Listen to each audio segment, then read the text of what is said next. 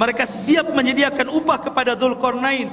Buat apa? Dzulqarnain ini sudah kaya, pasukannya banyak, orangnya cerdas, berilmu, dan Allah berikan segala sesuatu keinginannya. Buat apa upah? Makanya Dzulqarnain mengatakan, sediakan orang-orang kuat di antara kalian untuk kerja bakti bersamaku. Nanti aku akan jadikan antara kalian dengan Ya'juj dan Ma'juj itu dinding pemisah, supaya dia tidak menyerbu kalian lagi.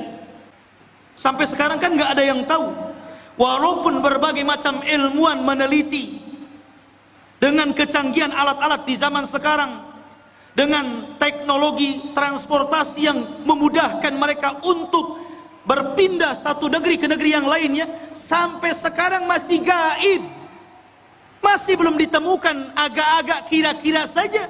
Mungkin di sini, mungkin di situ. Bismillahirrahmanirrahim. Dengan menyebut nama Allah yang Maha Pengasih lagi Maha Penyayang.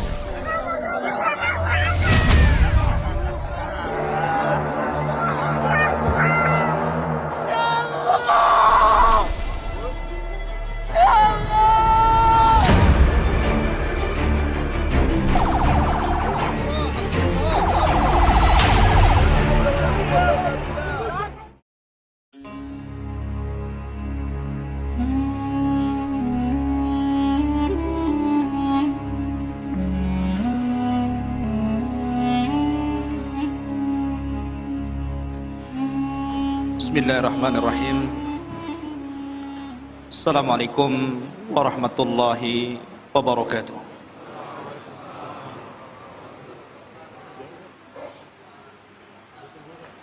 Alhamdulillah, wassalatu wassalamu ala rasulillah wa ala alihi wa sahbihi wa mawalah. Wala haula wala quwwata illa billahi wa ba'du. Ma'asyiral muslimin, jamaah sekalian yang dirahmati Allah Subhanahu wa taala. Alhamdulillah, pada malam hari ini kembali Allah Subhanahu wa taala pertemukan kita di Masjid Jabal Arafah. Semoga Allah Subhanahu wa taala memberikan pahala kepada yang membangunnya, dan tentunya juga kita yang senantiasa memakmurkannya di masjid yang kita cintai bersama ini. Pembahasan pada malam hari ini adalah pembahasan yang cukup menarik untuk kita bahas, karena bicara tentang akidah. Salah satu keimanan kita kepada hari akhir, salah satunya bicara tentang adanya Ya'juj dan Ma'juj. Tetapi kisah Ya'juj dan Ma'juj juga sangat erat kaitannya dengan seorang raja yang sangat besar, yang Al-Quran mengkisahkan walaupun hanya sedikit, yakni tentang Raja Dzulqarnain. Ma'asyiral muslimin yang dimuliakan Allah Subhanahu wa taala. Sebelum saya menceritakan tentang hubung kait antara Ya'juj dan juga Ma'juj dengan Dzulqarnain, maka saya akan urut kisah ini berdasarkan Al-Quran yang terdapat dalam Suratul Kahfi. Namun sebelumnya saya ingin menjelaskan tentang siapa sebenarnya Raja Dzulqarnain itu. Kenapa disebut Dzulqarnain? Hidup di zaman siapa dia? Kemudian apa sepak terjangnya? Dan apa hubung kait beliau dengan Ya'juj dan juga Ma'juj? Ma'asyiral muslimin yang dimuliakan Allah Azza wa Jalla, kita tahu bahwa kalau kita menceritakan kisah-kisah dalam Al-Quran, maka akan dapat pelajaran yang bisa kita petik di dalamnya. Makanya Allah Subhanahu wa taala berfirman sendiri, laqad kana fi qisasihim ibratun liulil albab. Dan sungguh pada kisah-kisah yang diceritakan dalam Al-Quran itu ada pelajaran besar, khususnya kita yang memiliki akal yang sehat. Bahkan salah satu faidah kenapa Allah Subhanahu wa taala banyak mengkisahkan kisah-kisah dalam Al-Quran, berdasarkan firman Allah Azza wa Jal, wa kullan naqussu 'alaika min amba'ir rusul ma nuthabbitu bihi fuadah. Dan begitulah kami kisahkan kepadamu ya Muhammad tentang habar-habar para utusan, tidak lain dan bukan hanya untuk menetapkan dan memberikan ketenangan kepada hatimu. Karena dengan kisah-kisah dalam Al-Quranul Karim banyak pelajaran yang diambil oleh Rasul sepanjang perjalanan dakwahnya, dan itu juga berlaku kepada kita umatnya. Ma'asyiral muslimin yang dimuliakan Allah Subhanahu wa taala, bicara tentang kisah Dzulqarnain dulu sebelum kita masuk kepada kisah Ya'juj dan Ma'juj. Kisah Dzulqarnain ini sebenarnya dikisahkan dalam Al-Quran karena ada sebab turunnya. Di zaman Nabi SAW, orang-orang musyrik itu berupaya untuk mencegah dakwah Rasul dengan berbagai macam upaya. Salah satunya dengan cara mencari orang yang cerdas, orang yang berilmu untuk meruntuhkan dakwah. Jadi mencari dalil kepada orang alim, tapi bukan untuk mencari kebenaran, tapi mencari pembenaran untuk meruntuhkan dakwah.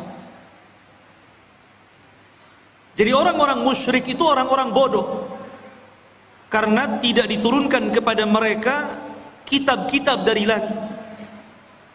Berbeda dengan orang Yahudi dan Nasrani, diturunkan padanya Taurat dan Injil. Sehingga orang-orang musyrik ini, pembesar-pembesar mereka datang ke Madinah,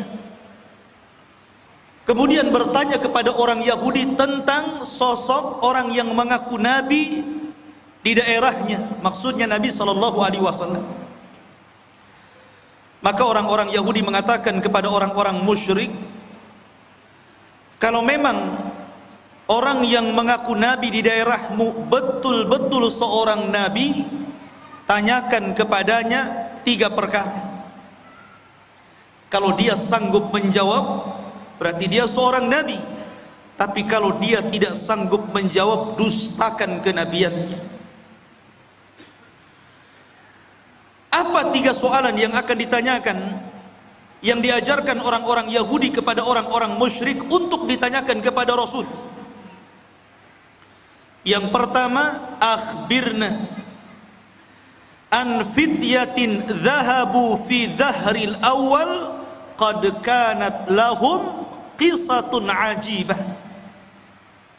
Tanyakan kepada orang yang ngaku nabi itu tentang beberapa anak muda di zaman awal-awal yang mereka memiliki kisah yang ajaib. Siapa anak-anak muda itu?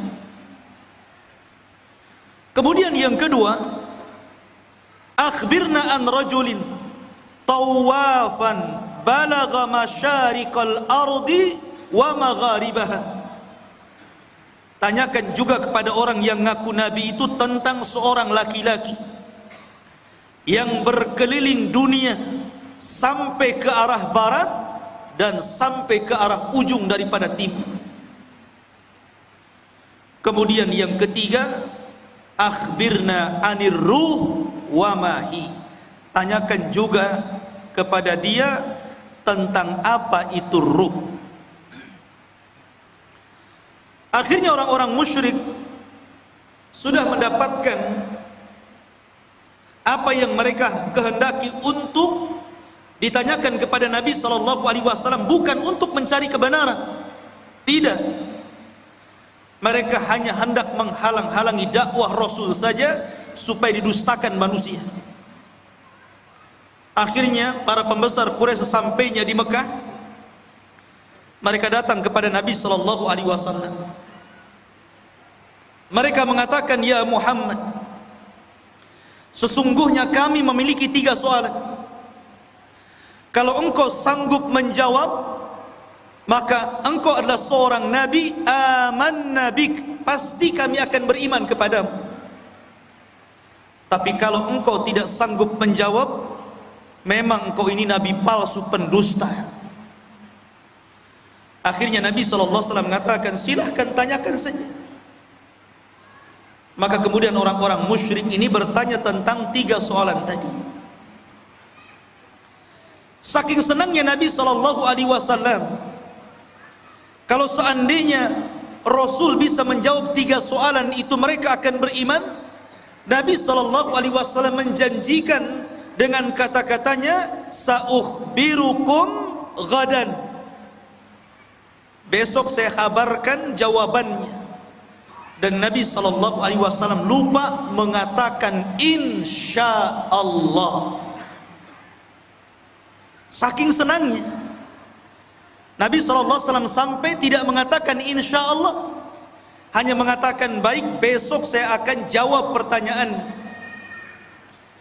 Rupanya gara-gara Nabi SAW tidak mengucapkan insya Allah, akhirnya Allah uji keesokan harinya. Tidak ada Jibril yang datang memberitahu jawabannya.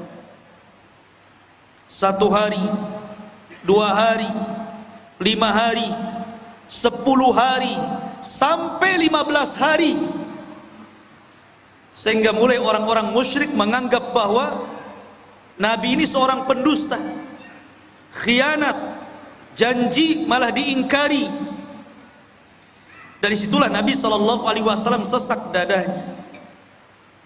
Akhirnya pada hari ke-15 malaikat Jibril turun dan menurunkan surah Al-Kahfi.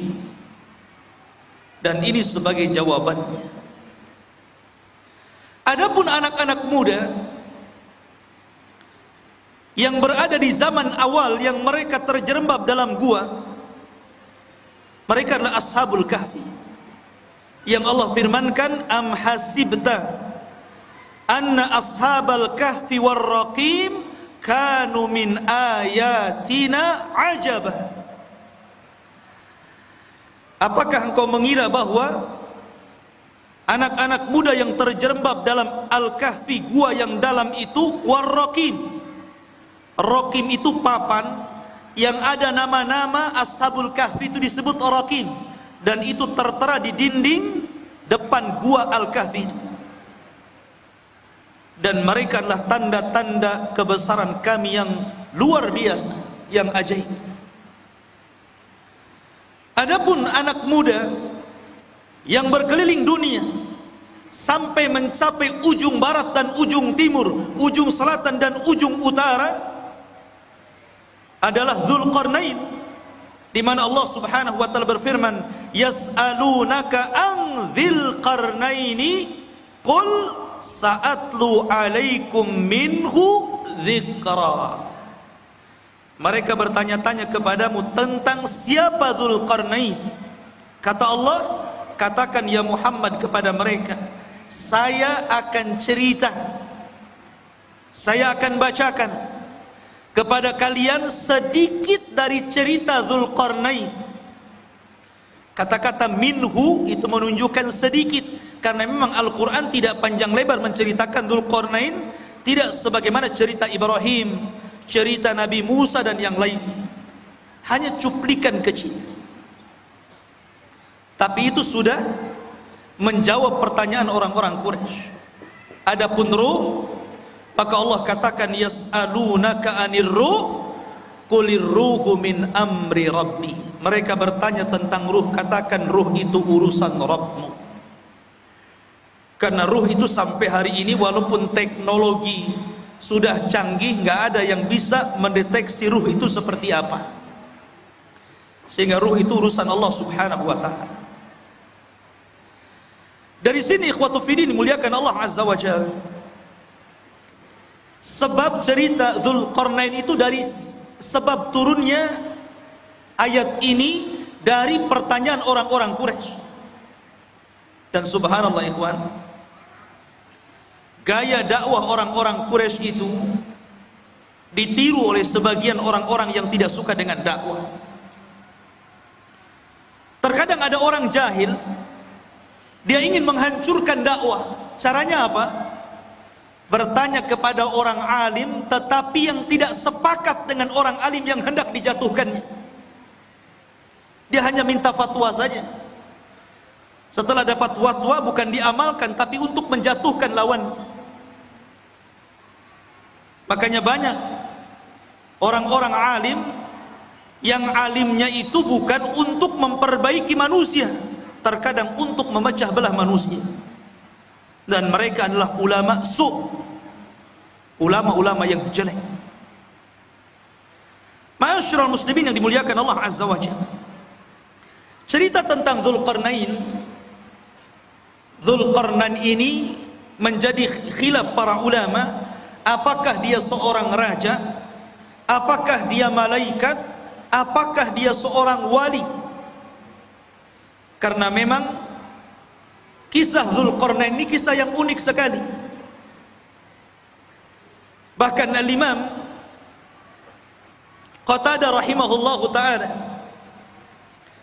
mengatakan bahwa di dunia ini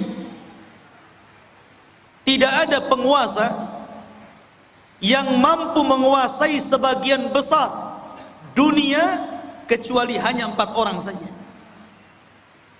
yang 2 mukmin dan 2 kafir. Pertama, yang mukmin adalah Raja Sulaiman.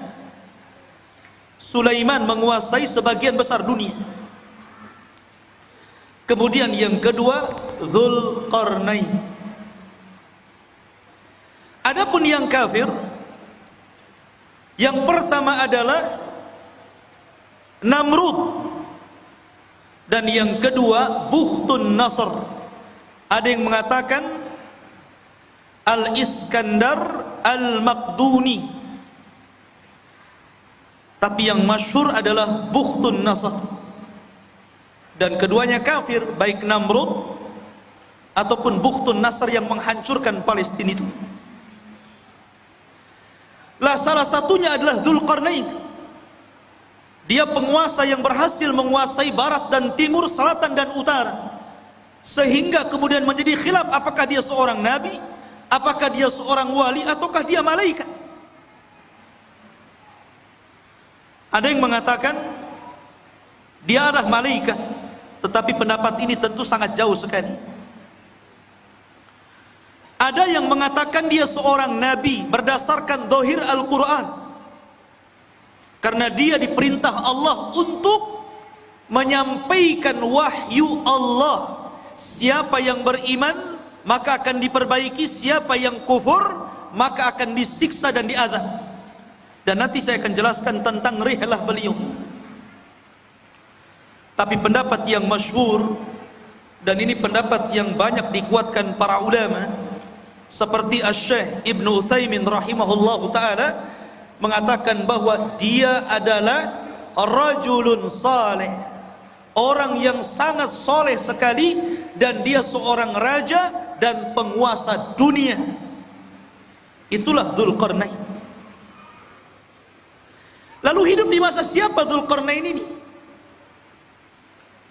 Ada yang mengatakan bahwa Dzulqarnain ini hidup di masa Nabi Khidir, bahwa Khidir pernah berjumpa dengan Dzulqarnain di Baitul Maqdis, kemudian diangkat menjadi menterinya, menjadi penasehatnya. Akhirnya Dzulqarnain pun keliling dunia bersama Khidir, Ada yang berpendapat seperti itu.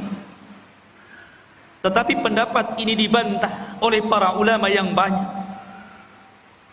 Apalagi pendapat ini sampai mengatakan Khidir tidak mati sampai hari ini.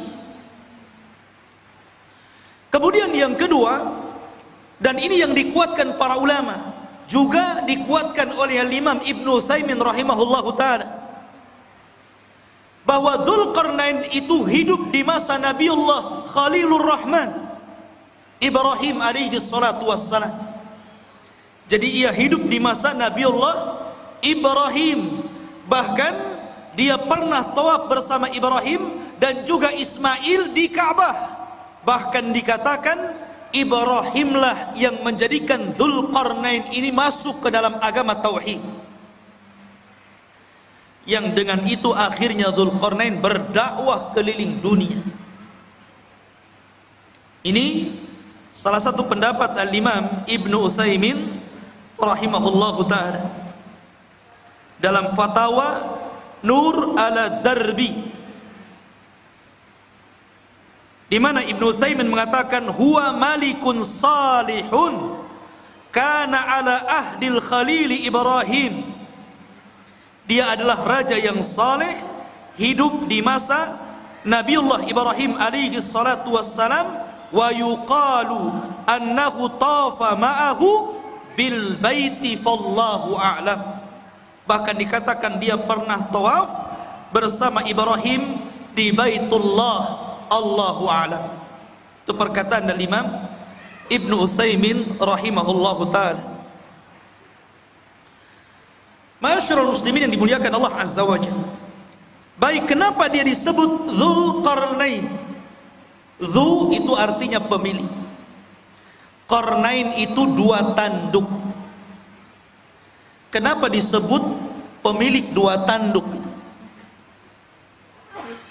Ada yang mengatakan bahwa kenapa raja tersebut digelari pemilik dua tanduk atau dalam bahasa Arabnya Dzulqarnain.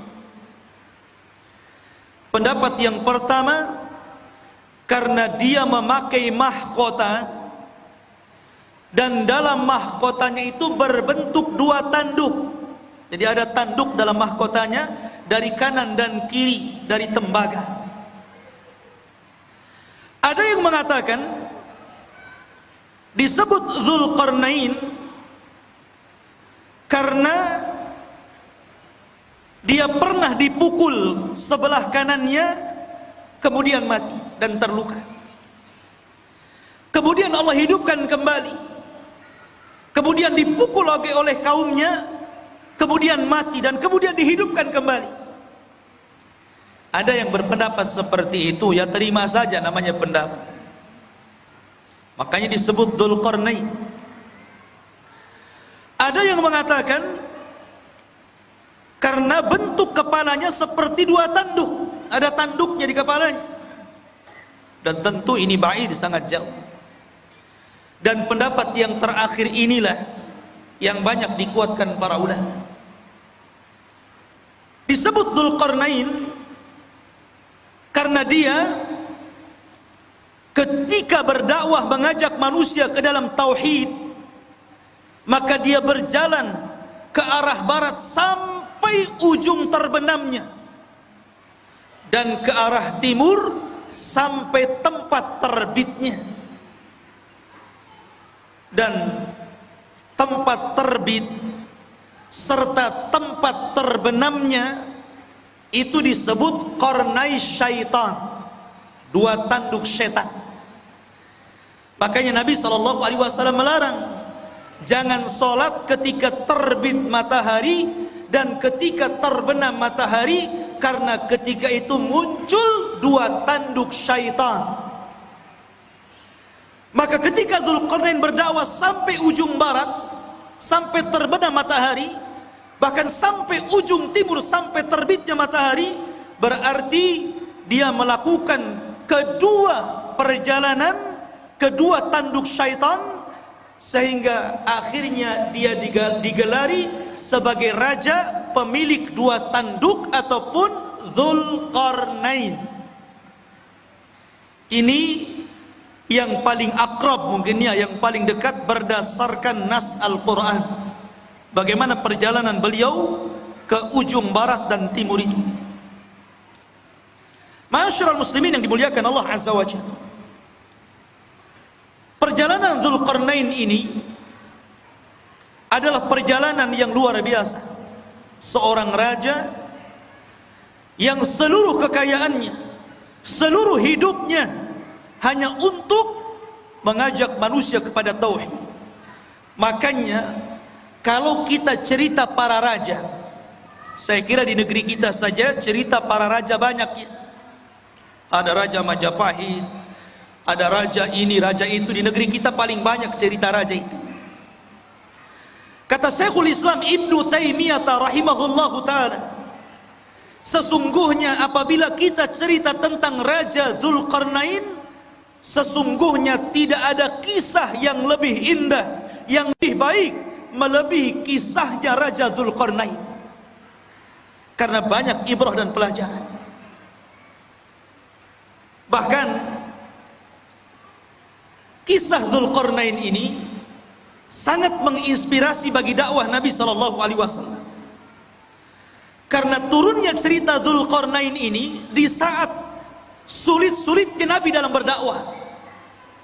Jadi ketika Nabi SAW mengalami keperitan dakwah, kesulitan dakwah, tiba-tiba Allah Subhanahu wa ta'ala turunkan ayat dan menceritakan tentang kisah Dzulqarnain. Seolah-olah turunnya ayat ini memberikan solusi kepada Nabi SAW dalam dakwahnya. Bahkan disebutkan oleh Safiyur Rahman Al-Mubarakfuri dalam sirah nabinya, ada pelajaran besar. Kenapa kisah Dzulqarnain ini diturunkan kepada Nabi SAW di saat kesulitan Rasul dalam berdakwah? Apa hikmahnya? Beliau mengatakan, seolah-olah Allah Subhanahu wa ta'ala menjanjikan kepada Rasul bahwa kelak kekuasaan Rasul sallallahu alaihi wasallam akan sama dengan kekuasaan Dzulqarnain. Ketika Dzulqarnain berkuasa sampai ujung barat dan timur, maka kelak juga apa yang dibawa Nabi sallallahu alaihi wasallam pun akan sampai kepada ujung barat dan timur. Makanya Nabi SAW mengatakan, innallaha zawaliyal ardu fara'aitu masyariqaha wa magharibaha. Sesungguhnya Allah lipatkan bumi, kata Nabi SAW kepadaku, sehingga aku melihat ujung barat dan ujung timur. Padahal Rasul tidak pernah seperti Dzulqarnain ke ujung barat dan timur kan. Rasul tidak pernah ke Indonesia saja, nggak pernah. Tapi Nabi SAW diperlihatkan ujung barat dan timur, seolah-olah kekuasaan Nabi SAW akan sampai ke ujung barat dan ujung timur. Dan itu menjadi sebuah kenyataan. Islam hari ini berada di mana-mana. Di daratan Eropa, Afrika, Asia, semua ada Islam. Ma'asyiral muslimin yang dimuliakan Allah Azza wa Jalla, itulah hikmahnya tentang kisah ini diturunkan kepada Nabi sallallahu alaihi wasallam. Adapun tentang nasab beliau, nasabnya Dzulqarnain. Siapa Dzulqarnain? Siapa namanya? Keturunan siapa dia? Ada yang mengatakan bahwa Dzulqarnain ini satu di antara raja-raja Yaman. Artinya dia bukan raja di luar daripada Arab, tapi Dzulqarnain itu raja Arab karena berasal dari Yaman. Karena rata-rata raja Yaman itu kalau menggelari rajanya selalu diawali dengan kalimat Dzu, seperti Dzu Nuwas yang pernah menguasai Himyar Yaman. Ya. Maka raja-raja yang diawali dengan kalimat Dzu berarti menunjukkan raja itu adalah raja Yaman, dan dia keturunan dari kabilah Qahtan. Dan kabilah Qahtan itu keturunan daripada Nabiullah Daud alaihi salatu wassalam. Dan ini pendapat yang kuat, karena banyak orang-orang yang kemudian meneliti, membaca, berusaha untuk menggali siapa Dzulqarnain itu, sehingga kemudian muncul katanya Dzulqarnain itu adalah seorang raja yang pernah hidup di Cina, dan tembok yang dibangun untuk mengurung Ya'juj dan Ma'juj itu ya tembok Cina itu. Ada yang berpendapat seperti itu, sehingga kemudian orang-orang mengatakan Ya'juj dan Ma'juj itu orang Cina karena temboknya di sana. Ya. Satu. Ada yang mengatakan bahwa Dzulqarnain itu satu raja yang pernah menguasai Persia. Dan ada juga yang mengatakan bahwa Dzulqarnain adalah Iskandariyah Al-Maqduni Al-Yunani, murid daripada Aristoteles, seorang pencetus filsafat Yunan. Dan ini ada ulama yang mengatakan seperti ini, dan ini banyak sekali yang mengatakan bahwa Dzulqarnain itu adalah Iskandariyah Al-Maqduni Al-Yunan, yang pernah menguasai Cina, menguasai India, kemudian juga pernah menguasai Persia dan Romawi. Jadi kekuasaannya besar Iskandariyah Yunan ini, Al-Maqduni ini. Tapi pendapat ini dibantah para ulama. Salah satunya adalah Al-Hafidh Ibnu Hajar rahimahullahu ta'ala membantah. Kenapa? Karena jarak antara munculnya Raja Dzulqarnain dengan Iskandariyah Al-Maqduni Al-Yunan ini jauh sekali. Iskandariyah ini datang setelahnya 2000 tahun, karena dia hidup di zaman yang dekat dengan Isa bin Maryam, dan dia adalah murid daripada Aristoteles. Yang kedua bantahannya, Al-Iskandariyah Al-Maqduni atau Al-Yunan ini dia seorang kafir, tetapi Dzulqarnain adalah raja yang beriman, bukan raja kafir. Yang ketiga, Dzulqarnain orang Arab. Adapun Iskandariyah Al-Maqduni Al-Yunan bukan orang Arab, tapi orang Mesir. Dan inilah yang kemudian dikuatkan oleh Al-Hafidh Ibnu Hajar, Al-Hafidh Ibnu Katsir, dan juga Al-Imam Ibnu Taimiyah rahimahullahu ta'ala membantah pendapat bahwa Dzulqarnain itu adalah Raja Iskandariyah Al-Maqduni Al-Yunan, karena itu hidup di zaman mendekati Isa bin Maryam. Sementara pendapat yang kuat sebagaimana dikemukakan oleh Al-Imam Ibnu Utsaimin bahwa Dzulqarnain itu hidup di masa Ibrahim. Enggak ketemu. Dari sini Dzulqarnain Raja Iskandariyah lah. Tidak ada hubung kait antara Iskandariyah dengan Dzulqarnain. Ada sebuah asar dari turjumanul Quran Abdullah bin Abbas radhiyallahu anhu, walaupun asar ini fihi nazar, ada pandangan para ulama, bahwa usia dakwah daripada Dzulqarnain itu 500 tahun, 500 am. 500 tahun dia berdakwah. Dan wajar, karena usia zaman dulu kan panjang-panjang, lain dengan usia umat sekarang. Pakai di zaman itu pernah ada seorang wanita menangisi anaknya yang meninggal. Dia menangis di kuburan karena meninggal anaknya. Saking sayangnya kepada anaknya, dia menangis di kuburan. Akhirnya dikatakan kepada ibu tersebut, "Kenapa Anda menangis wahai ibu?" Maka ibu itu mengatakan, "Ya, Aku baru saja kemalangan, anakku meninggal dunia. Baru saja anakku meninggal dunia dan aku sedih karena peninggalannya. Akhirnya kemudian ditanyakan, berapa usia anakmu yang meninggal itu? Maka ibu tersebut mengatakan, sittina sana, 60 tahun. 60 tahun masih bayi. Di zaman dulu. Kalau di zaman sekarang janggutnya sudah sampai pusar, dah kakek. 60 tahun dah mau mati. Ya kan?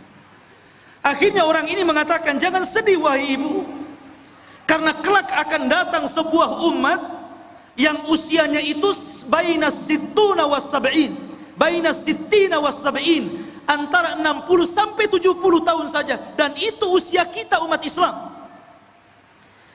Maka sang ibu tersebut sontak saja kaget dan merasa heran dan mengatakan, lau a'tanillahu umrahum, kalau Allah berikan umur mereka yang 60 tahun kepadaku, aku akan jadikan 60 tahun itu untuk sekali sujud kepada Allah Subhanahu wa ta'ala.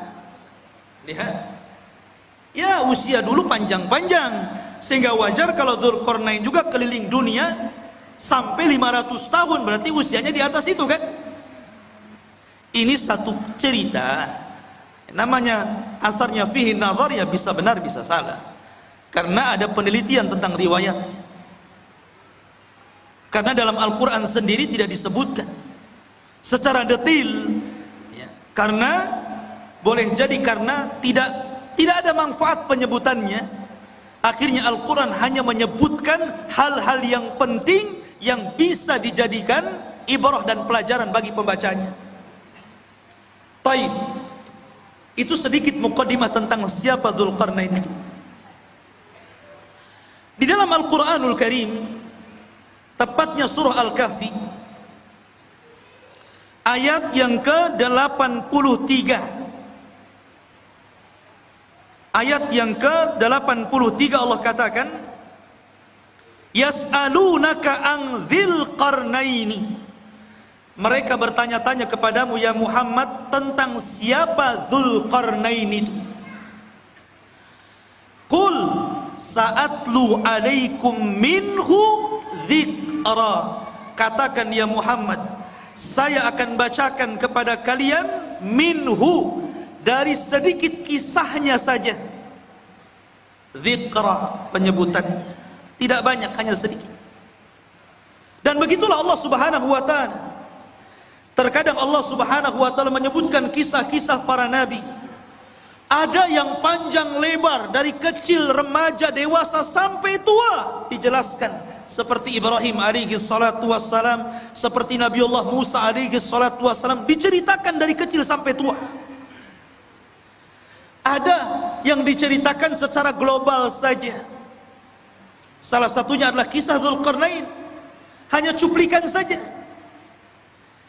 Tapi ada nabi-nabi yang kita kenal namanya, termasuk salah satu nabi daripada nabi-nabi 25 nabi dan rasul yang disebutkan nama dalam Al-Quran. 18 namanya terdapat dalam surah Al-An'am, dan lebihnya tersebar dalam beberapa surat, sehingga sempurna 25 nama nabi dan rasul. Itu pun tidak semua diceritakan. Seperti Dzulkifli, tidak ada ceritanya, hanya namanya saja disebut. Yasa ada mana namanya disebut, tapi tidak ada ceritanya dalam Al-Quran, baik sedikit ataupun banyak. Dari sini menunjukkan bahwa Allah berfirman, Allah mengatakan, rusulan qad qasasnahum 'alaika min qablu wa rusulan lam naqsushum 'alaika wa kallamallahu Musa taklima. Dan ada rasul-rasul yang kami ceritakan kisahnya, tapi ada juga rasul-rasul yang kami tidak ceritakan kisahnya. Tapi kita wajib beriman adanya para rasul dan nabi itu. Ma'asyiral muslimin yang dimuliakan Allah Azza wa Jalla. Kemudian Allah mengatakan, inna makkanna lahu fil ardi wa atainahu min kulli syai'in sababa. Inna, sesungguhnya, makanna, sesungguhnya kami, makanna lahu, Sesungguhnya kami telah memberikan kekuasaan lahu kepada siapa? Dzulqarnain. Makan itu artinya kekuatan, kekuasaan, kehebatan untuk menjadi raja. Apa sebabnya? Sebabnya wa atainahu min kulli syai'in sababa. Dan kami telah memberikan kepada Dzulqarnain ini jalan untuk mencapai segala sesuatu yang dikehendakinya. Jadi kalau Sulaiman ingin membangun sesuatu, dia sudah punya para arsiteknya. Kalau dia ingin menyerbu sebuah kaum, sudah siap para tentara-tentaranya. Kalau dia ingin membuat pengairan, kalau di Batam mungkin kayak ATB gitu kan, sudah ada ahli airnya. Kalau ingin membuat jalan, sudah ada ahli jalannya. Kalau ingin membuat persenjataan, sudah ada ahli senjatanya. Pokoknya segala sesuatu yang dikehendaki Dzulqarnain ada jalannya. Dan Allah subhanahu wa ta'ala berikan kepada Dzulqarnain untuk kepentingan dakwah. Nih yang menjadikan Allah makanna lahu fil ard. Kami berikan kekuasaan yang besar di permukaan bumi kepada Dzulqarnain itu. Dan ini sebuah pelajaran bahwa kalau seorang penguasa ingin berkuasa dengan kuat dan tidak bisa ditumbangkan, maka dia harus mengikuti firman Allah Azza wa Jal, wa atainahu min kulli syai'in sababa. Dia harus punya orang-orang pakar-pakar, harus dekat dengan dia. Pakar ekonomi, pakar politik gitu kan, pakar hubungan antara dalam negeri dan luar negeri, dan pakar-pakar yang lainnya. Kalau dia memiliki pakar-pakar itu dan sesuai dengan bidangnya, maka dia akan kokoh menjadi penguasa. Tapi kalau dia kemudian mencomot menteri asal saja, yang penting bapak senang umpamanya ya, atau mengambil orang-orang dekat yang penting mendukung dia, nah itu tidak akan inna makkanna lahu fil ardh. Jadi betul-betul harus orang-orang ahlinya seperti Dzulqarnain, baru penguasa itu akan kuat kekuasaan. Kemudian Allah mengatakan fa'atba'a sababa. Maka mulailah Dzulqarnain mengikuti satu jalan. Ingat, perjalanan Dzulqarnain dalam berdakwah ini banyak sekali. Banyak sekali. Tapi Al-Quran hanya menceritakan 3 perjalanan dakwahnya saja. Karena ini yang paling vital, yang paling penting, dan banyak pelajaran yang kita bisa petik, khususnya bagi Anda para penguasa. Karena ini seorang raja. Kalau Anda ingin menjadi penguasa negara, hendaklah pelajari kisah Dzulqarnain. Karena ini contoh bagi para raja. Sebagaimana pernyataan dari Imam Syekhul Islam Ibnu Taimiyah rahimahullahu ta'ala, tidak ada kisah yang terbaik para raja melebihi kisahnya Dzulqarnain. Perhatikan perjalanan pertama. Allah mengatakan, hatta idza balagha maghribasy syamsi wajadaha taghrubu fi ainin hamiyatin wa wajada indaha qauman qulna ya dzalqarnain imma an tu'adziba wa imma an tattakhidha fihim husna fa amma qala amma man zalam fa sawfa nu'adzibuhu thumma yuraddu ila rabbih fayu'adzibuhu adzaban nuqra. Perhatikan ini perjalanan pertama Raja Dzulqarnain. Hingga apabila dia telah sampai ke tempat terbenam matahari. Ketika dia sampai ke mana? Ainin. Ain itu maksudnya lautan. Hamiyatin maksudnya yang bentuknya seperti lumpur hitam. Jadi beliau mengarah ke arah barat karena terbenam matahari di situ. Terbenam matahari di mana? Di barat. Pertama kali perjalanan Dzulqarnain ke mana? Ke arah barat. Dia berjalan ke arah barat. Dan di sini Allah mengatakan ainin hamiyah, maksudnya lautan yang menghitam seperti lumpur hitam. Karena begini ikhwan, matahari itu awalnya putih, kemudian semakin mengarah ke barat menjadi kuning, kemudian semakin tenggelam menjadi merah, kemudian ketika tenggelam menjadi hitam karena muncul malam. Itulah disebut ainin hamiyah.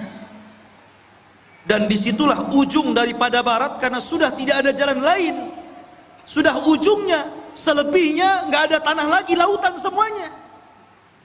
Lah Dzulqarnain sampai di ujung barat. Disitulah Dzulqarnain, ikhwan, ini Dzulqarnain itu berjalan ke sana kemari hanya untuk memperbaiki.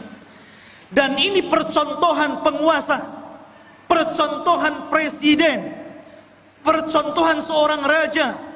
Walaupun Dzulqarnain itu sudah kaya raya, kaya harta, kaya jabatan, kaya pasukan, buat apa lagi? Sudahlah, duduk-duduk saja, kan begitu ya. Sekarang saja seperti itu, baru menjabat maaf, baru sekelas wali kota atau bupati saja gitu kan. Kadang-kadang kalau safar kemana-mana tidur saja. Udah sampai, sudah. Dia nggak tahu jalannya bolong, ada polisi tidurnya, jalannya rusak tuh nggak tahu nih. Harusnya jangan tidur, lihat, wah ini jalan perlu diperbaiki, ini jalan nggak bagus nih. Kemudian melewati desa-desa, ini kayaknya ada ketertinggalan, harus dimajukan nih. Harusnya seperti itu ya. Lah Dzulqarnain ini, dia kalau masuk ke sebuah desa dan desa itu ada ketertinggalan, dimajukan. Apa yang kalian butuhkan? Kalian butuh kedokteran? Kami letakkan di para dokter, ajarkan mereka kesehatan. Kalian perlu untuk pembangunan, nih saya letakkan arsitek, ajari mereka bagaimana cara membangun rumah dan gedung. Jadi sifatnya seperti itu. Dzulqarnain ini hanya memperbaiki. Kalau sudah baik tempat tersebut, daerah tersebut, diletakkan orang-orangnya, kemudian dia jalan lagi sampai akhirnya, sampai di ujung barat, ketemu sebuah kaum yang tidak punya agama, kaum yang zalim, dan tidak ada kezaliman yang paling besar melainkan kesyirikan. Kaum yang sangat pendosa, melakukan keharaman, pencuri, pembunuh. Lah Dzulqarnain ini mendapatkan kaum di arah barat seperti itu. Makanya Allah mengatakan di dalam ayat ini, ya Dzulqarnaini, wahai Dzulqarnain, wahai Raja Dzulqarnain, imma an tu'adzib wa imma an tattakhidha fihim husna. Terserah engkau. Apakah engkau mau menghukum orang-orang jahat ini, orang-orang zalim ini, orang-orang yang tidak beriman ini, ataukah engkau ingin berbuat baik kepada mereka? Terserah. Maka Dzulqarnain mengatakan, amma man zalam, adapun orang yang zalim, adapun orang yang menyekutukan Allah, yang suka membunuh, yang suka mencuri, yang suka melakukan keharaman, fasawfa nu'adzibuhu, kami akan azab dia, kami akan hukum dia, thumma yuraddu ila rabbih, setelah itu kami serahkan kepada Rabbnya, fayu'adzibuhu adzaban nuqra, kelak Rabbnya akan mengadab, boleh jadi lebih dahsyat dibandingkan azabku kepada mereka. Tetapi sebaliknya, wa amma man amana wa amila salihan falahu jazaan al-husna wa sanaqulu lahu min amrina yusra. Adapun yang nurut dengan perintahku, akhirnya beriman, beramal saleh, maka mereka akan mendapatkan balasan yang baik, dan kami katakan kepadanya, dari perkara kami mudahkan segalanya. Jadi kalau memang dia mengikuti dakwah Dzulqarnain, mau mentauhidkan Allah, mau melakukan amal saleh, mau melakukan amal kebaikan, dan mengikuti arahan-arahan Dzulqarnain, maka Dzulqarnain akan membangun qaryah tersebut, daerah tersebut akan dibangun, akan difasilitasi, akan dibangun dan ditebarkan pendidikan, dakwah, pembangunan dan yang lainnya. Itulah Dzulqarnain. Dia tidak diam, dia jalan-jalan ke sana kemari, dan itu salah satu sifat seorang penguasa. Harus jalan-jalan melihat kondisi rakyatnya. Lihat Ibnul Khattab, Umar Ibnul Khattab. Malam-malam malam-malam keliling melihat rakyatnya. Sehingga pelajaran, karena dia suka jalan malam, melihat-lihat rakyatnya, baik yang senang ataupun yang susah, banyak melahirkan undang-undang, kebijakan-kebijakan, peraturan-peraturan yang kemudian sangat bermanfaat untuk rakyatnya. Hanya karena jalan-jalan terinspirasi akhirnya. Ya, seperti itu. Dan Umar kalau jalan-jalan melihat rakyatnya tidak bawa wartawan, tidak diliput. Besoknya keluar Umar jalan-jalan menyambangi kaum muslimin yang ada di sini, bagi-bagi sembako. Nggak ada. Umar tidak masuk media. Lain dengan penguasa sekarang ya. Masuk parit saja ada wartawan. Masyarul muslimin yang dimuliakan Allah Subhanahu wa taala. Begitulah seorang raja jalan ke sana kemari. Inilah yang pertama perjalanan siapa? Dzulqarnain ke arah barat. Baru kemudian Allah mengatakan, "Summa atba'a sababa." Baru kemudian Dzulqarnain berjalan ke arah lain. Ke arah mana? Allah mengatakan, "Hatta idza balagha matli asy-syamsi." Sampai ketika Dzulqarnain sampai di arah terbitnya matahari. Kalau tadi terbenam kan, matahari kan terbenam itu dari atas bawah sampai terbenam, seolah-olah matahari masuk ke dalam laut. Tidak. Matahari itu tidak mengelilingi bumi. Bukan berarti dia masuk arah laut kemudian mengelilingi bumi sampai muncul di arah timur. Tidak. Sebagaimana pelajaran yang ma'ruf antum pelajari di sekolah-sekolah. Matahari tidak mengelilingi bumi. Matahari itu menghadap Allah. Sujud kepada Allah hampir-hampir. Dia tidak diizinkan untuk terbit dari arah timur dan hampir-hampir terbit dari arah barat. Dan kalau sudah demikian, maka kiamat telah dekat. Lah Dzulqarnain sampai di ujung matahari terbit, akhirnya artinya arah timur, karena terbitnya matahari itu di timur. Ya. Disitulah kata Allah berfirman, "Wajadaha tatlu ala qaumin lam naj'al lahum min duniha sitra." Subhanallah.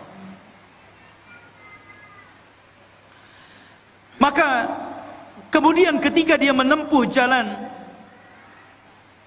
dia mendapatkan sebuah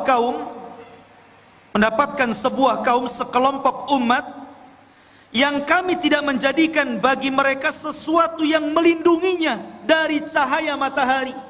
Umat yang sangat terbelakang, nggak punya rumah, nggak berpakaian. Seperti mungkin di zaman sekarang kalau orang-orang primitif gitu ya, orang-orang yang hidup di daerah Amazon, jangan jauh-jauh ke Amazon ya, di Indonesia saja banyaknya. Seperti ada seorang dai yang belusukan ke hutan-hutan di daerah timur itu ya, akhirnya masuk Islam gara-gara pakai sabun. Itu pernah ceritanya dengar ya? Masuk Islam gara-gara sabun. Gak pakai baju. Lah Dzulqarnain ketemu umat yang seperti itu nggak pakai baju, mungkin hanya pakai koteka saja gitu ya. Dan subhanallah, nggak punya rumah. Kaum itu tidak ada rumah. Mereka tidur sembarangan gitu kan, kadang di bawah pohon. Nggak punya rumah.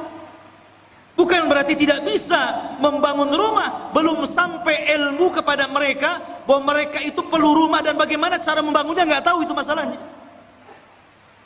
Dan mereka juga tidak pakai baju, tidak pakai celana, auratnya tampak. Bukan berarti sebelum orang-orang itu sebelumnya manusia telanjang, tidak. Karena Nabi yang pertama kali mengajari untuk menjahit siapa? Nabi Idris. Dialah Nabi yang pertama kali mengajari umat untuk menjahit pakaian. Nabi Idris. Tapi bukan berarti sebelum Idris sampai kepada Adam telanjang, tidak. Pakai baju juga, cuman mereka bajunya ditempel-tempel, ditali-tali gitu saja, tidak dijahit. Lah di zaman Idris itulah mulai ada jahitan, mulai dijahit sininya, dijahit sananya, sampai hari ini berbagai macam ragam, sampai muncul tailor-tailor kan gitu. Tapi yang pertama kali menjahit siapa? Idris. Lah di zaman Dzulqarnain ini ada kaum dari arah timur itu nggak pakai apa-apa, auratnya nampak, nggak punya rumah, kasihan. Ya. Kemudian kadzalika wa qad ahadna bima ladaihi khubra. Kadzalika, begitulah sesungguhnya ilmu kami meliputi segala apa yang ada padanya. Maknanya akhirnya Allah Subhanahu wa taala menjelaskan bagaimana Dzulqarnain diberikan kemampuan oleh Allah untuk memperbaiki umat itu. Pelan-pelan Dzulqarnain mengajarkan bagaimana cara membuat rumah, kemudian bagaimana cara berpakaian, kemudian diajak untuk beriman kepada Allah. Akhirnya mereka pun beriman kepada Allah lewat dakwah Dzulqarnain. Dari sini menunjukkan bahwa kekuasaan itu dicapai untuk dakwah. Jangan antum memilih penguasa kalau tidak ada kepentingan kepada agama. Itu catatannya. Kalau antum hendak memilih penguasa, cari penguasa yang condong ke dalam Islam, yang mau memperjuangkan Islam, yang mau mengangkat harkat derajat para ulama dan orang-orang yang cinta para ulama. Siapa penguasa yang dekat dengan Islam, memperjuangkan Islam, kita pilih. Begitu.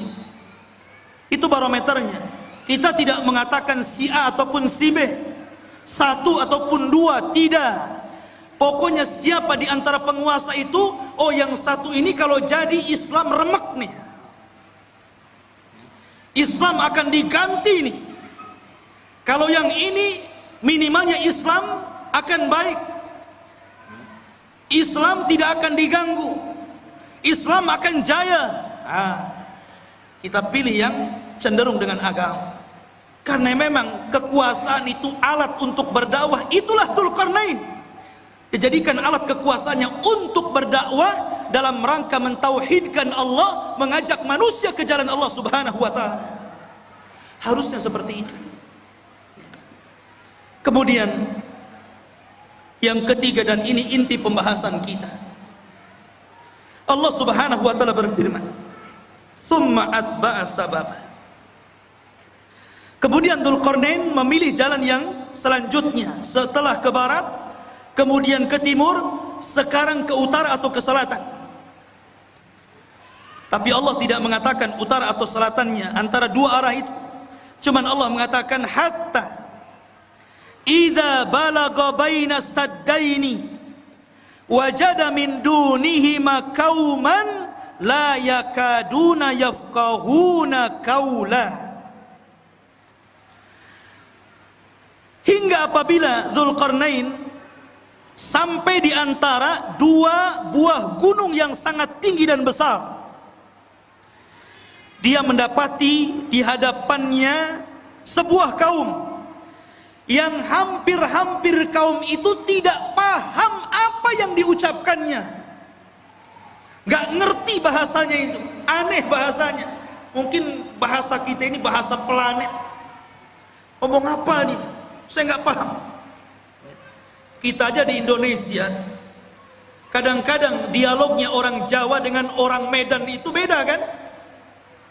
Beda, kadang-kadang orang Medan gak paham bahasa Jawa, orang Jawa gak paham bahasa Medan. Sampai saya dengar iklan di radio itu kan aneh-aneh. Beli es pak, kata orang Jawa, sampun telas. Iya segelas katanya. Bilang sampun telas, Dibilang 1 gelas. Boten enten, ya pakai santen gitu. Wong Medan, oh kok tahu kamu saya orang Medan gitu. Ya. Kadang-kadang nggak nyambung tuh. Ya.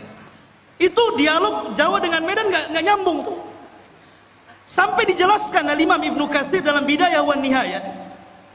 Sampai Dzulqarnain itu untuk memahami bahasa orang itu memerlukan 10 penerjemah.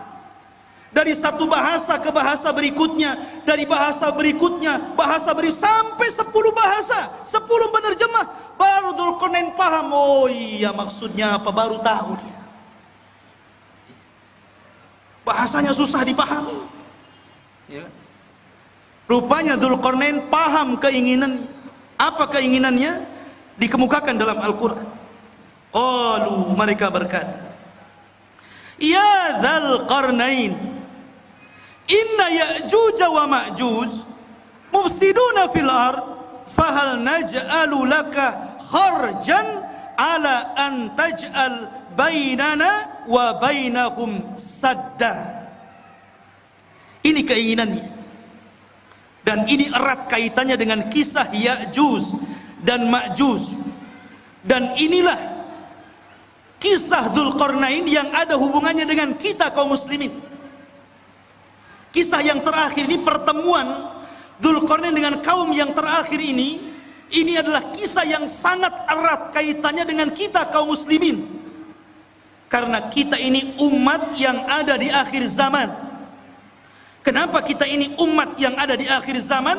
Pertama, karena tidak ada nabi setelah Rasul sallallahu alaihi wasallam. Maknanya tidak ada umat selain umat Nabi sallallahu alaihi wasallam. Setelahnya dunia ini akan dihancur-hancurkan alias kiamat. Jadi Dzulqarnain diminta oleh mereka. Mereka itu dalam waktu-waktu tertentu datang Ya'juj dan Ma'juj. Mereka membuat kerusakan, membunuh, membantai, merampok, memperkosa, melakukan anarkis. Mereka brutal, mereka bengis. Makanya kelak di akhir zaman, fitnah Ya'juj dan Ma'juj itu berbeda dengan fitnah Dajjal dan fitnah keluarnya binatang dari perut bumi. Kalau Dajjal fitnahnya apa? Fitnahnya agama. Dia dikeluarkan oleh Allah itu untuk memfitnah agama kita, karena dia awalnya ngaku nabi, berakhir ngaku Tuhan. Dajjal tidak akan membunuh kita kalau kita menuhankan dirinya, kecuali kalau kita kufur kepada ketuhanan Dajjal, baru dia bunuh kita. Tapi kalau kita beriman kepada Dajjal, justru disenangkan sama Dajjal. Antum mau apa? Diberi oleh Dajjal. Adapun fitnahnya binatang melata yang akan keluar dari perut bumi, dia tugasnya hanya stempel saja. Ketemu orang kafir, distempel jidatnya, distempel hidungnya, kemudian gosong, menunjukkan alamat dia kafir. Ketemu orang yang beriman, distempel dahinya, bercahaya, menunjukkan dia mukmin. Ketika itu tidak ada nama, semua dilupakan dari namanya. Saya Abu Meros, saya nggak tahu siapa saya. Sehingga akhirnya orang itu hanya menyebutkan dari tanda yang ada di mukanya, mukmin dan kafir, dan tidak tersinggung. Ya. Mau kemana min gitu? Oh, mau ke sawah fir. Itu saja. Gak tersinggung. Kalau sekarang dikafir-kafirkan orang tersinggung. Enak saja kau kafir-kafirkan saya. Tapi zaman itu tidak. Lah fitnahnya Ya'juj dan Ma'juj itu beda. Ini brutal ini. Dia hanya taunya merusak bumi saja, membunuh dan membunuh. Bahkan di akhir zaman bukan hanya membunuh, tapi memakai bangkai orang yang dibunuhnya, kanibal. Jadi dahsyat fitnahnya ini. Makanya kaum ini sangat merengek kepada Dzulqarnain, minta tolong agar Dzulqarnain memisahkan mereka dengan Ya'juj dan Ma'juj ini. Makanya dia mengatakan, ya Dzulqarnain, wahai Dzulqarnain, inna Ya'juj wa Ma'juj, sesungguhnya Ya'juj dan Ma'juj itu mufsiduna fil ard, dia merusak bumi. Kata para ulama mentafsirkan ketika memaknai apa yang dimaksud merusak di situ, ada yang mengatakan yang dimaksud merusak di situ adalah sebagaimana yang dikatakan Wahab ibn Munabbih, bahwa mereka yaf'aluna amala qaumi Lut. Pertama, mereka itu kaum yang homoseksual. Ini kata-kata Wahab ibn Munabbih. Jadi kalau sekarang ada orang yang terjangkit penyakit homoseksual, berarti pengikut Ya'juj dan Ma'juj. Itu menurut Wahab ibn Munabbih. Ingat tuh, jangan sekali-kali mendukung LGBT. Ya. Itu perilakunya Ya'juj Ma'juj itu. Tapi jangan antum katakan, tuh lihat Ya'juj Ma'juj tuh. Tengok orang banci, hati-hati ada Ya'juj Ma'juj. Boleh. Ini menjelaskan bahwa kerusakan dalam ayat Al-Kahfi tadi, menurut Wahab ibn Munabbih, mereka merusak bumi, artinya mereka melakukan amalan kaum Lut. Dan ini tentu sangat jauh penafsiran seperti ini.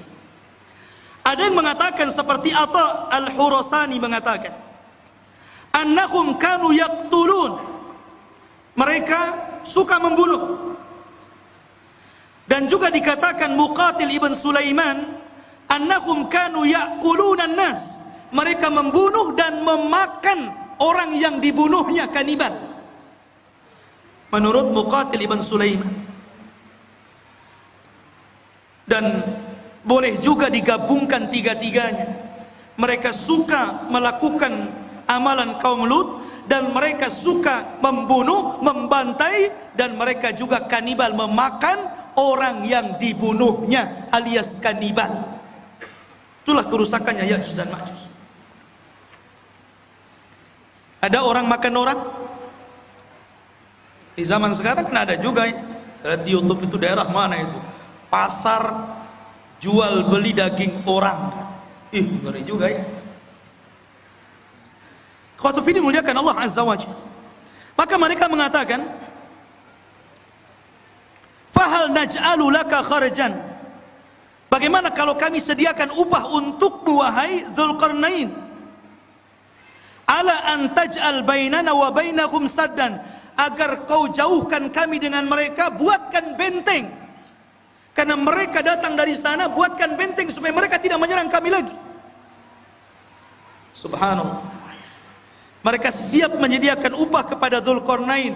Buat apa? Dzulqarnain ini sudah kaya, pasukannya banyak, orangnya cerdas, berilmu, dan Allah berikan segala sesuatu keinginannya. Buat apa upah?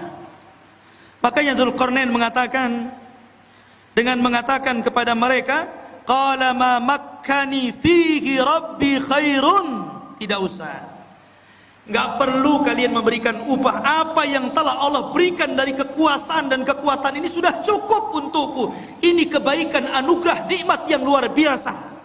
Nggak perlu. Nih, seorang raja harus seperti itu. Jangan menyusahkan masyarakat. Harus memberikan kesenangan kepada masyarakat.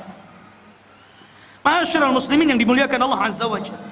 Tetapi Dzulqarnain hanya mengatakan, fa'inuni bikuwatin aj'al bainakum wa bainahum radma, tetapi tolong bantu aku, sediakan orang-orang kuat di antara kalian untuk kerja bakti bersamaku. Nanti aku akan jadikan antara kalian dengan Ya'juj dan Ma'juj itu dinding pemisah, supaya dia tidak menyerbu kalian lagi.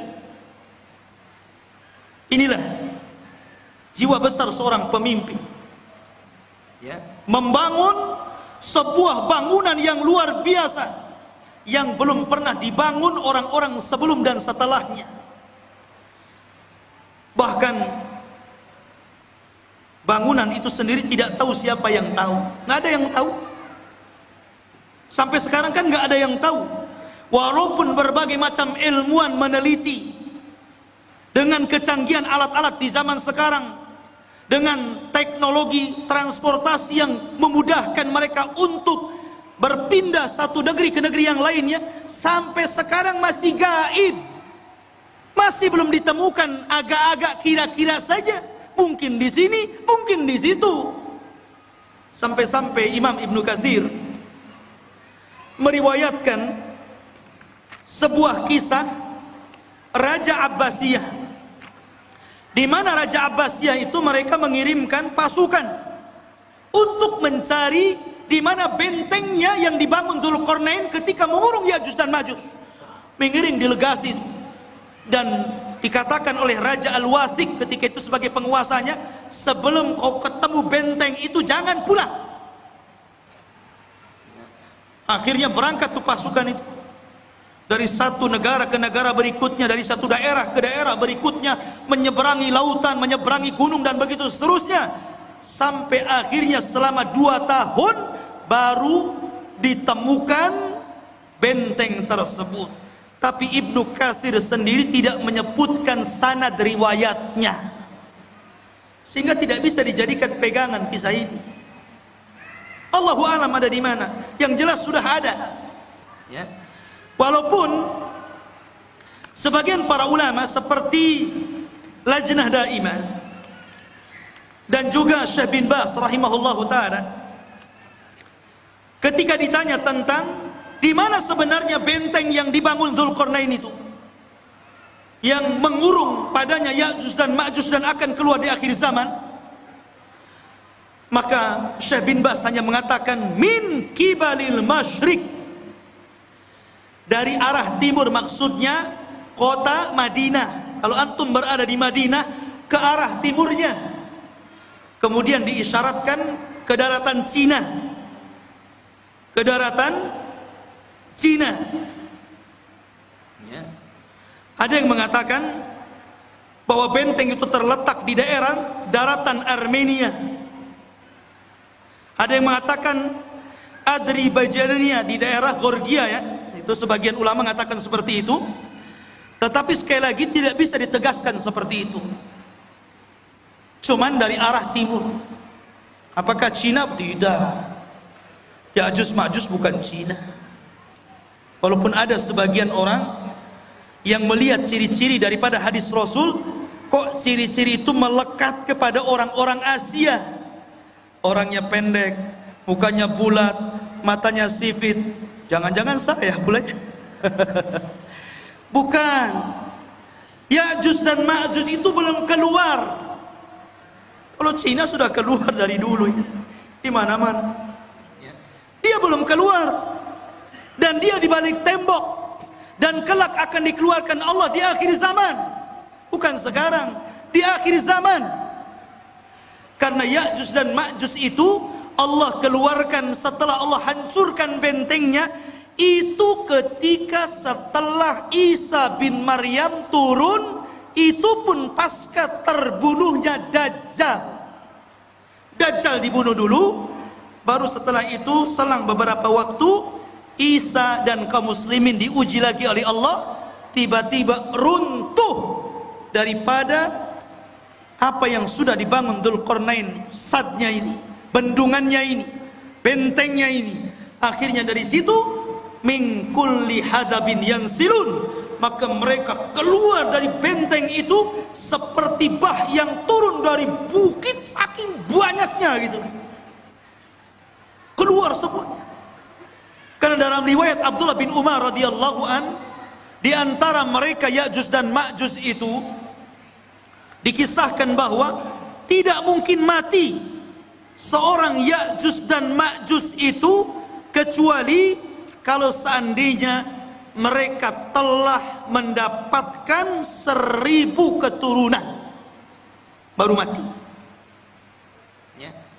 Jadi kalau seandainya keturunannya sudah 1000 baru dia mati. Itu dalam sebuah azan. Makanya wajar kalau jumlah mereka banyak.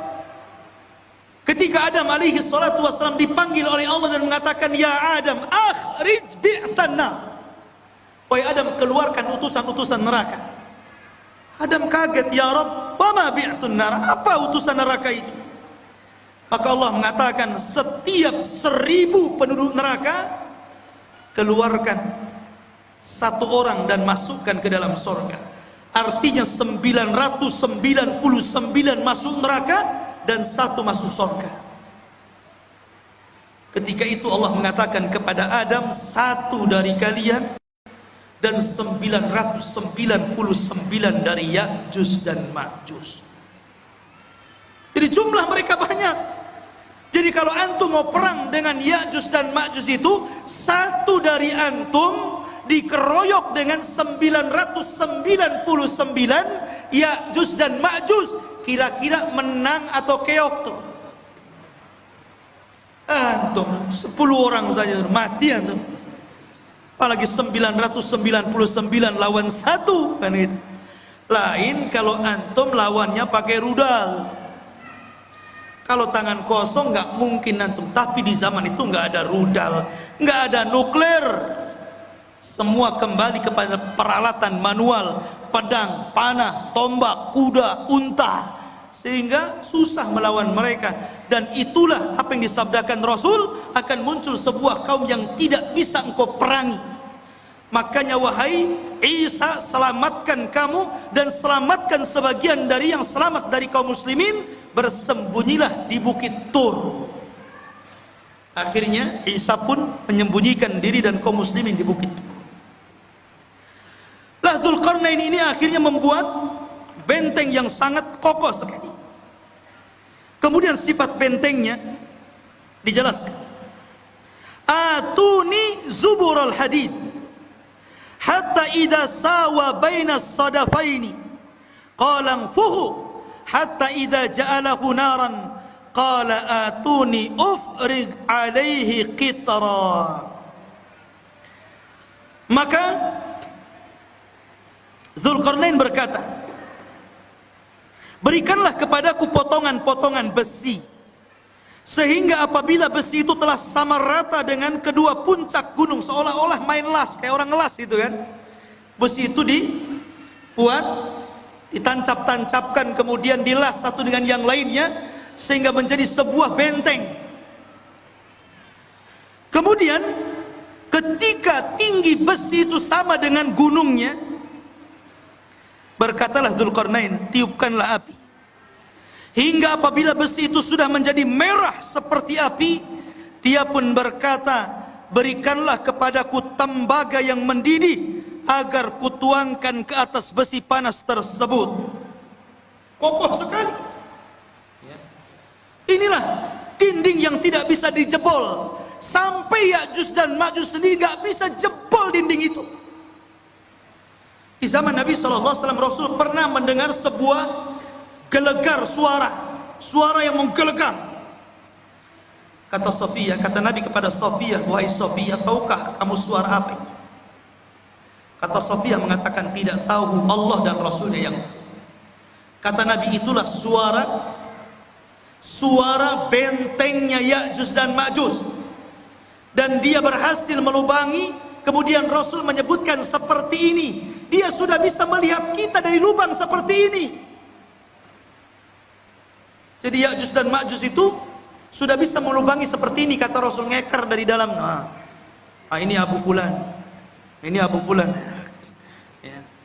Dikeker. Dan subhanallah, karena kokohnya benteng itu, Ya'juj Ma'juj itu setiap hari melubangi untuk keluar dari situ.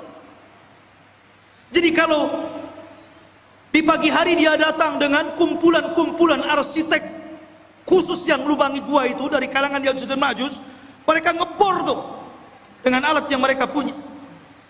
Ketika sudah kecapean gitu kan, hampir mereka sedikit lagi, dan waktu sore mereka kemudian kembali ke rumahnya.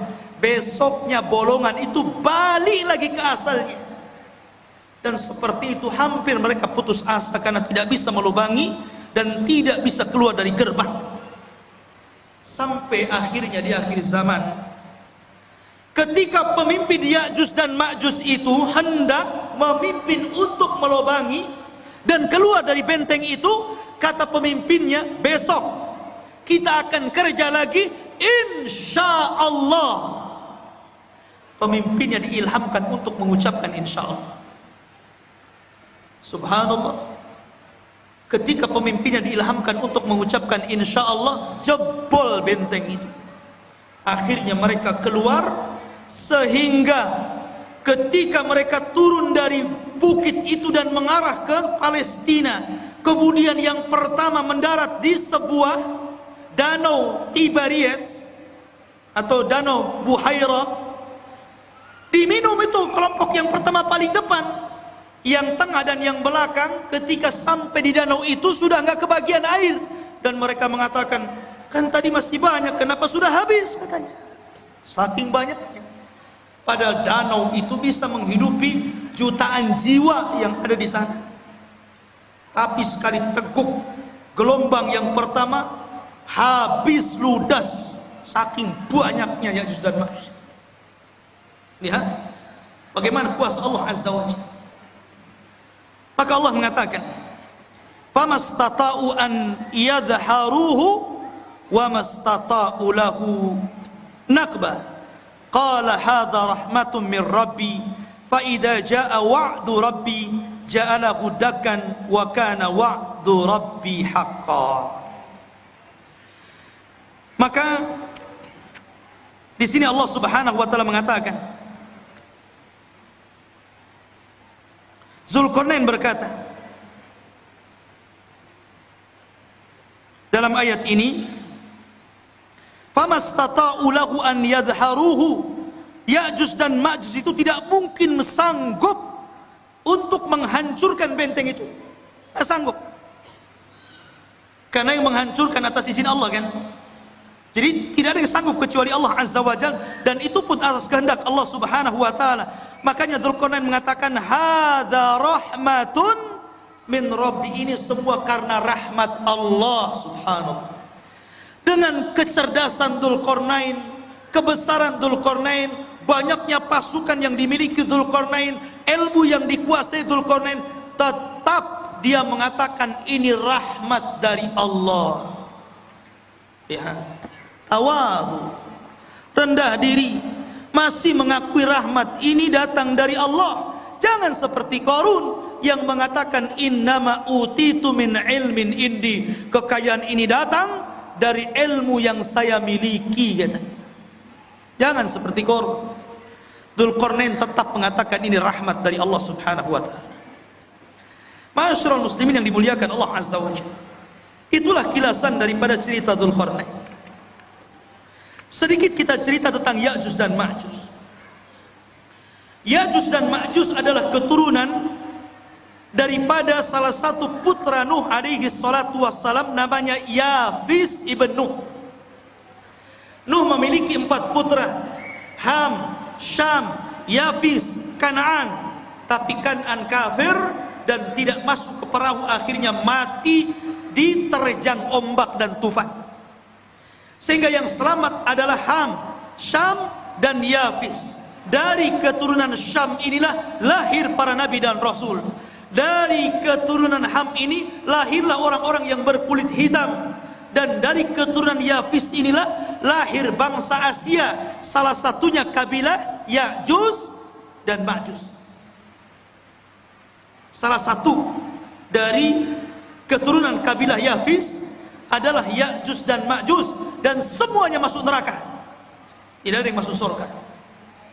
Ya, karena mereka diciptakan untuk membuat fitnah. Sama dengan Dajjal. Ya. Ma'asyiral muslimin yang dimuliakan Allah Azza wa Jalla. Kalau kita tahu bahwa Ya'juj dan Ma'juj adalah keturunan Yafis ibn Nuh, dari sini maka kita katakan Ya'juj dan Ma'juj itu manusia, bukan binatang, apalagi tumbuh-tumbuhan. Dia manusia dan bukan jin. Karena sebagian para ulama mengatakan sebagaimana dinukilkan oleh sebagian para ulama, seperti dikatakan Ka'ab al-Akhbar. Ka'ab al-Akhbar ini seorang ulama yang masuk Islam di zaman Umar ibn al-Khattab. Kunyahnya Abu Ishaq. Dan dia banyak menukilkan ilmu ahli kitab, dan dia banyak diterima riwayatnya. Ada beberapa riwayat yang ditolak, karena Israiliyat. Salah satu kisah Israiliyatnya, Ka'ab al-Akhbar mengatakan bahwa Ya'juj dan Ma'juj itu terdiri dari 3 golongan. Kelompok yang pertama tingginya seperti Syajaratul Aruz. Syajaratul Aruz, pohon aruz ini pohon yang sangat tinggi, seperti pohon mangga yang ada di Lubnan. Jadi Ya'juj dan Ma'juj itu raksasa karena tinggi, seperti pohon aruz katanya, yang ada di Lubnan, ma'ruf, setinggi pohon kelapa gitu. Jadi kalau muncul sekali nginjak kayak gempa, blok blok blok gitu. Itu satu golongan. Yang kedua, ada dari Ya'juj dan Ma'juj itu kelompok yang beda. Dia memiliki tingginya 4 hasta dan lebarnya 4 hasta. 1 hasta itu setengah meter. Kalau 4 hasta berarti 2 meter. Tingginya 2 meter, lebar badannya 2 meter. Otak. Ya kan? Tinggi 2 meter, badan 2 meter, 4 persegi namanya. Ya. Sepompong. Kemudian yang ketiga, katanya dia adalah makhluk yang memiliki 2 telinga yang lebar. 1 telinganya untuk mencari mangsa dan 1 telinganya untuk selimut badannya ketika tidur. Saking lebar telinganya itu. Semana itu bentuknya. Ini satu pendapat dari Ka'ab al-Akhbar. Ada juga pendapat dari Abdullah bin Abbas radhiyallahu an mengatakan, Ya'juj dan Ma'juj itu bukan besar, tapi dia orang kerdil. Ada satu kelompok itu tingginya cuma 1 jengkal, ada yang 2 jengkal, paling tinggi 3 jengkal. Segini, tinggal ditendang saja. Itu satu pendapat. Tapi yang jelas bahwa ini hanya ijtihad para ulama. Pendapat yang kuat kita mengambil berdasarkan zahir hadis. Ketika Nabi SAW menjelaskan tentang ciri-cirinya, bahwa dia adalah dzulful unub, pesek hidungnya, sigharul uyun, sipit matanya, kemudian wujuhuhum kal mijanil mutraqa, wajahnya seperti tameng bulat gitu kan. Kemudian juga disyaratkan seperti bangsa Turuk, bangsa orang-orang Mongol. Kalau kayak kita lah persis mukanya, ya kan?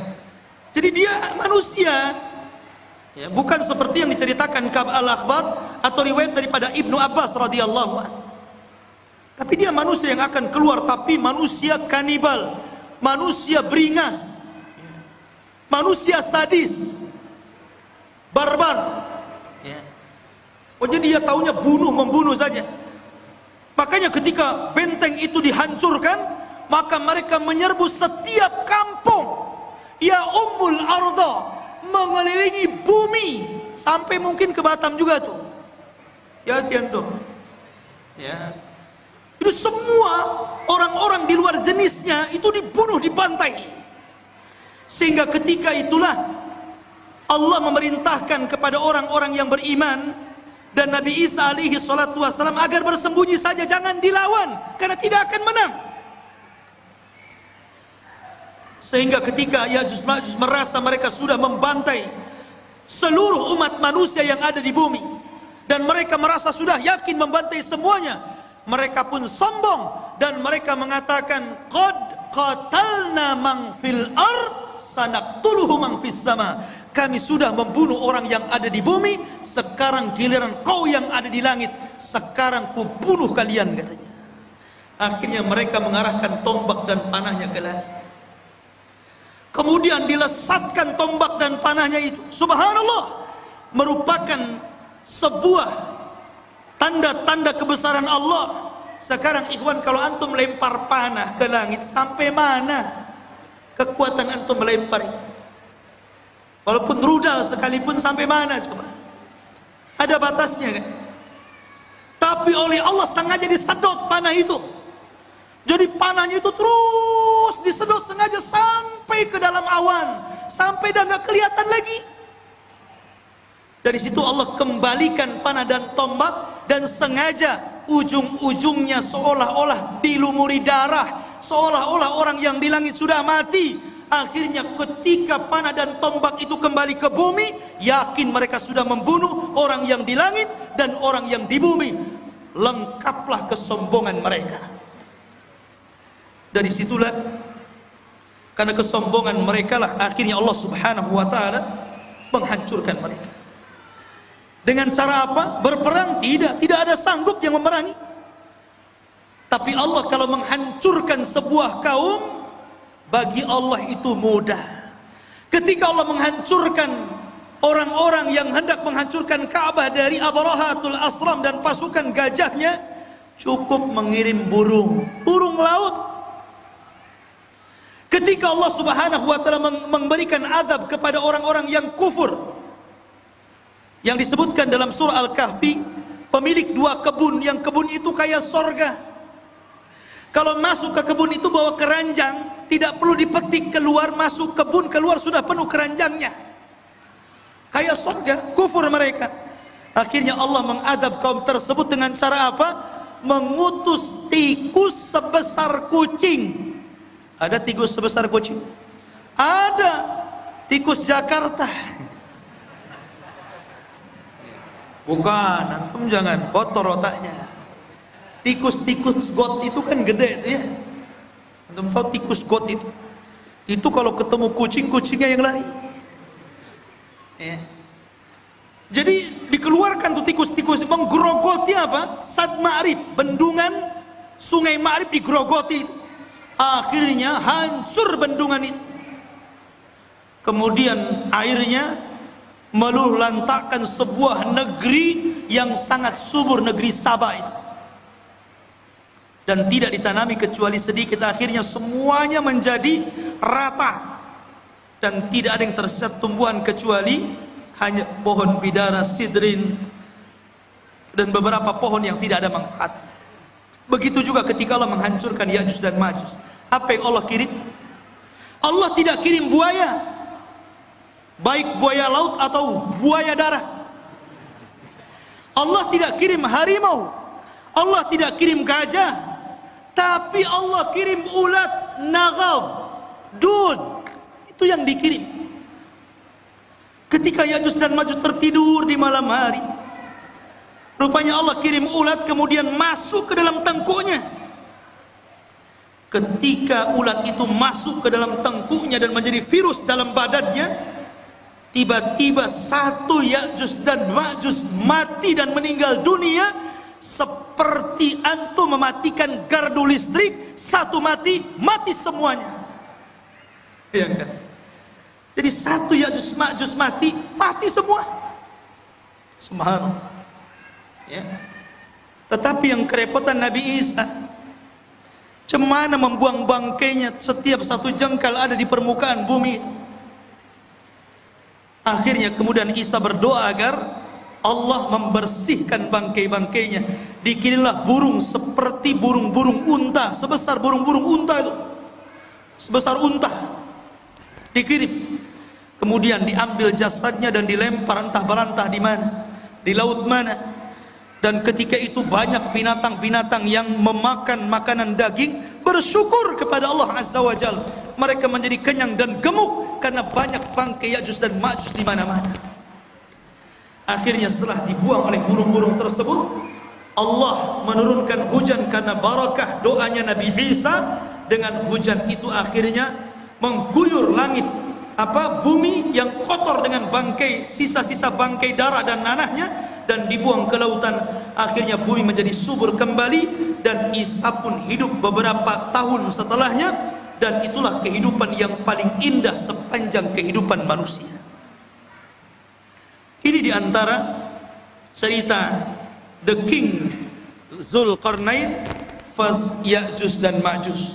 Mudah-mudahan ada manfaatnya. Subhanakallahumma wa bihamdika asyhadu an la ilaha illa anta astaghfiruka wa atubu ilaik. Allah Ta'ala. Assalamualaikum warahmatullahi wabarakatuh.